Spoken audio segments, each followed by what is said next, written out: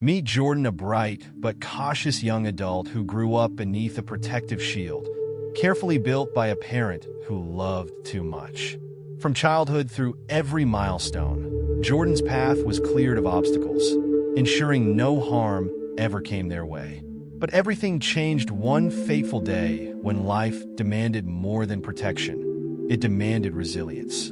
Suddenly thrust into uncharted territory, Jordan faced stumbles and triumphs that revealed a hard truth. Sometimes, the very thing meant to keep us safe holds us back from discovering our true strength. What happens next will change how you think about love, growth, and the courage to let go. Meet Jordan, a bright but cautious young adult who grew up beneath a protective shield, carefully built by a parent who loved too much.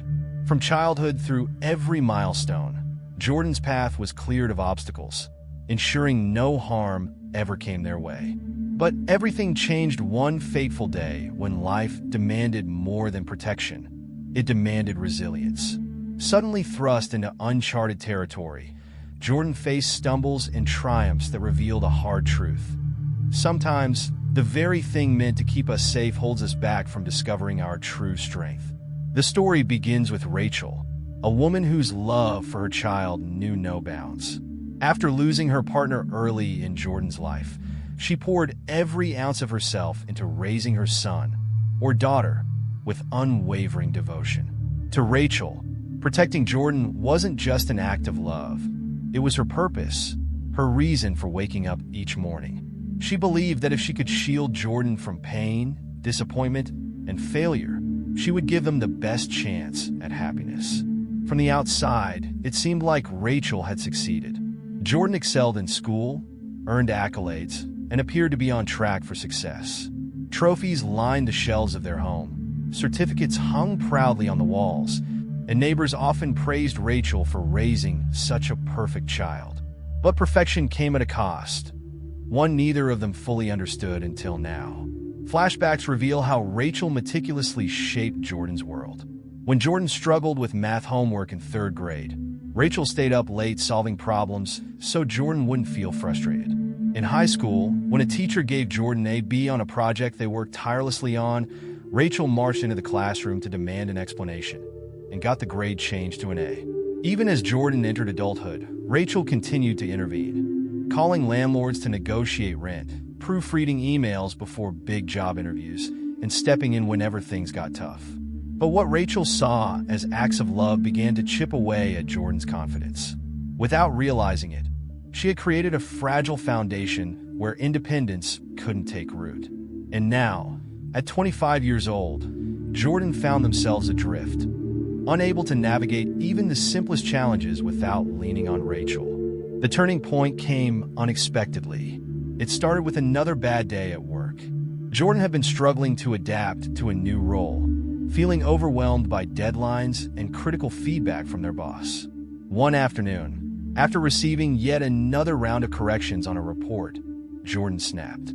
They stormed out of the office, called Rachel in tears, and unloaded all their frustration. "I can't do this anymore. Nothing I do is ever good enough." Rachel listened patiently, offering reassurance as always. "Don't worry, sweetheart. We'll figure this out together," she said softly, promising to call Jordan's manager and smooth things over. But this time, something went wrong. The next morning, Jordan received an email from HR. They were being let go. Their boss cited inability to meet expectations as the reason. For the first time, Jordan didn't immediately turn to Rachel for comfort. Instead, they lashed out in anger during a heated argument at home. "You ruined my life. You always fixed everything for me. So now I don't know how to fix anything myself. If you hadn't stepped in every single time something went wrong, maybe I'd actually be able to handle life on my own." The words hit Rachel like a punch to the gut. Her face fell, eyes filling with tears. For years, she thought she was doing the right thing, protecting Jordan from pain, giving them the best possible start in life. But now, hearing those accusations, doubt crept in. Was her love suffocating instead of nurturing? Had she robbed Jordan of the tools they needed to thrive? That night, Rachel sat alone in the dim glow of the living room lamp, staring at old photos of Jordan as a child.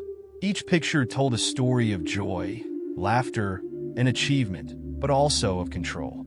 She remembered the countless times she'd intervened, believing she was saving Jordan from hardship. Now, she wondered, what have I done? As dawn broke, Rachel made a decision. She couldn't undo the past, but she could change the future. With trembling hands, she picked up her phone and booked an appointment with Margaret, an old friend who had once shared stories about her own daughter's struggles and eventual triumphs. Maybe, just maybe, Margaret could help her find a way forward, for both her sake and Jordan's. The next morning, Rachel sat across from Margaret at a quiet cafe. The aroma of freshly brewed coffee filled the air, but Rachel barely noticed. Her mind was consumed by guilt and confusion. She recounted everything: the years of shielding Jordan, the recent argument, and the painful realization that her love might have been more harmful than helpful. Margaret listened intently, nodding occasionally as Rachel spoke. When Rachel finished, Margaret leaned forward, her voice calm yet firm. "Rachel, I've been where you are. It's hard to watch someone you love struggle. But sometimes letting go is the hardest and most loving thing we can do. Life teaches lessons we can't teach ourselves." She paused, then added with a gentle smile, "Have you ever heard of Stoicism? It's an ancient philosophy that teaches us how to face life's challenges with resilience. One of my favorites is Marcus Aurelius. He said, 'The impediment to action advances action. What stands in the way becomes the way.' In other words, obstacles aren't meant to stop us. They're meant to shape us." Rachel furrowed her brow, intrigued but unsure. "But what if I let go and Jordan fails completely? What if they get hurt?" Margaret placed a reassuring hand on hers. "Failure isn't the end. It's part of the process. Think about your own life. Haven't your toughest moments made you stronger? Jordan needs those moments too. You can't protect them forever. What you can do is give them the tools to stand on their own." That evening, Rachel returned home with a heavy heart but renewed determination. She picked up a copy of Marcus Aurelius' Meditations and began reading late into the night. Passages like this one resonated deeply. If you are distressed by anything external, the pain is not due to the thing itself, but to your estimate of it. And this you have the power to revoke at any moment. For the first time, Rachel saw her situation through a new lens. Yes, she had acted out of love, but love without boundaries could smother. If she truly wanted Jordan to thrive, she needed to step back, even if it meant watching them stumble. The next day, Rachel rented a small apartment nearby and sat Jordan down for a difficult conversation. Her hands trembled as she spoke, tears welling in her eyes. "Jordan, I love you more than anything in this world. And because I love you, I need to make a change. I've spent your whole life trying to protect you, but now I realize I've held you back instead of helping you grow. Starting today, you'll move into this apartment. I'll still be here if you need me, but it's time for you to learn how to live." Jordan stared at her, stunned. For a moment, anger flared in their eyes. "You're kicking me out? After everything, you're just giving up on me?" Rachel shook her head, her voice steady despite the lump in her throat. "No, sweetheart, I'm not giving up on you. I'm believing in you. You're stronger than you think. You just haven't had the chance to prove it to yourself." At first, Jordan resisted fiercely. Moving out felt like stepping off a cliff into the unknown. Bills piled up, groceries went forgotten, and simple tasks like cooking dinner became overwhelming challenges. Frustration mounted daily. One night, after burning yet another meal, Jordan collapsed onto the couch, defeated. Tears streamed down their face as they whispered to themselves, "Maybe Mom was right. Maybe I really am useless." But amidst the chaos, small victories began to emerge. On their third attempt, Jordan finally managed to cook a decent meal. A simple pasta dish that tasted better than anything they'd eaten in weeks. They celebrated quietly, savoring each bite. That tiny success sparked something inside them, pride. Determined to keep moving forward, Jordan took a part-time job at a local cafe. At first, serving customers felt humiliating. They stumbled over orders, spilled drinks, and endured impatient glares. But slowly, they learned patience and humility. A kind coworker named Mia offered guidance, teaching Jordan tricks for multitasking and staying calm under pressure. One afternoon, while cleaning out boxes in their apartment, Jordan stumbled upon an old journal Rachel had kept during their childhood. Curious, they flipped through its pages. Each entry revealed Rachel's fears, hopes, and dreams for Jordan. One passage stood out. "I worry so much about losing you, my sweet child. Every decision I make is to keep you safe, to give you the best life possible. Please forgive me if I'm doing it wrong. I only want you to be happy." Reading those words softened Jordan's anger. For the first time, they saw Rachel's actions not as control, but as love. Misguided, perhaps, but love nonetheless. That realization shifted something inside them. Instead of resentment, Jordan felt gratitude for Rachel's sacrifices, for her unwavering devotion, and even for her mistakes. With newfound clarity, Jordan began taking deliberate steps toward independence.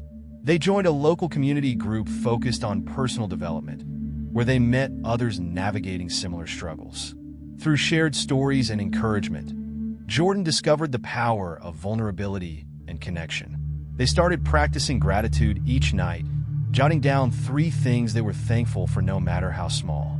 One day, while walking home from work, Jordan stopped at a park bench overlooking the city skyline. As the sun dipped below the horizon, painting the sky in hues of orange and pink, they reflected on how far they'd come. Life wasn't perfect, it never would be. But for the first time, Jordan felt capable of handling whatever came their way. Months passed, and Jordan's life began to take shape in ways they never imagined. The once daunting challenges of adulthood now felt like stepping stones rather than barriers. Each small victory, balancing a budget, cooking a meal without burning it, or handling a difficult customer at the cafe, added layers of confidence that had been missing before.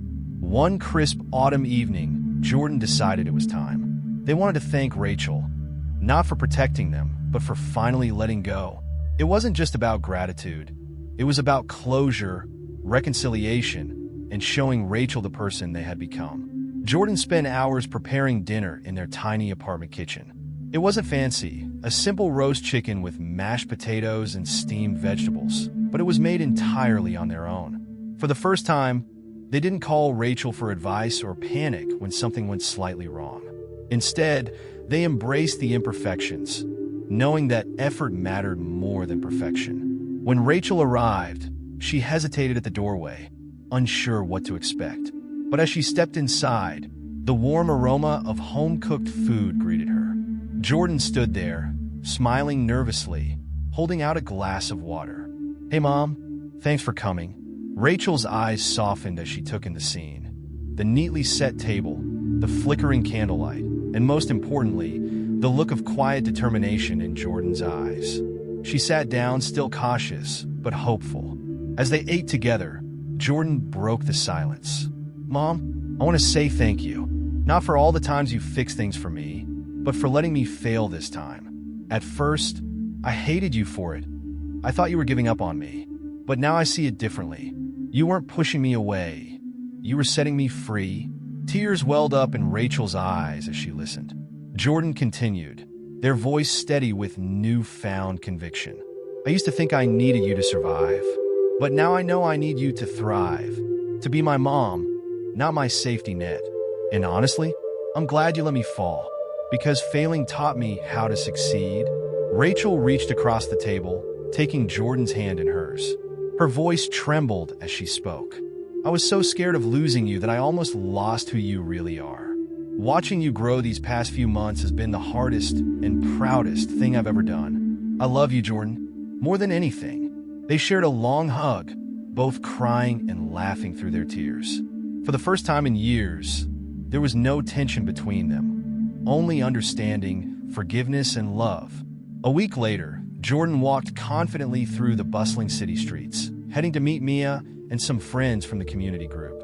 As they crossed a busy intersection, Rachel watched from afar, hidden behind a lamppost. She smiled softly, her heart swelling with pride. This moment symbolized everything she had hoped for. Jordan standing tall, navigating the world on their own terms. True strength, she realized, wasn't about shielding someone from storms, It was about teaching them how to weather them. Love isn't about shielding someone from storms. It's about teaching them how to dance in the rain. Sometimes the greatest gift we can give is the freedom to stumble, rise, and become stronger. Because true strength lies not in avoiding failure, but in embracing the lessons it brings.